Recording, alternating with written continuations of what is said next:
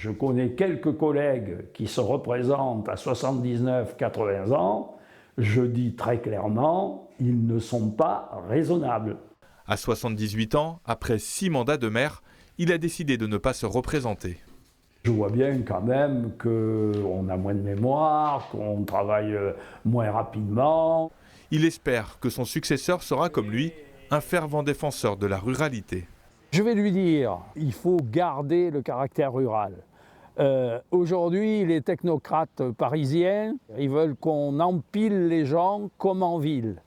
Eh bien non, il faut toujours du terrain pour qu'on vive heureux à la campagne. Sérénité et sentiment du devoir accompli aussi pour Gérard Coignac. Il gère son dernier projet. On refait un aménagement de bourg, alors qui sera poursuivi sur l'ensemble de la ville dans les années à venir. Dans 2 mois, il passera le flambeau, une décision prise dès le début de son second mandat, en 2020. J'ai le sentiment aussi qu'il faut laisser la place à des gens un peu plus jeunes, qui ont peut-être une autre vision, peut-être plus dynamique que moi. Et comme il y a des candidats, il ne faut pas les laisser passer, parce que peut-être que dans 6 ans, il y en aurait moins.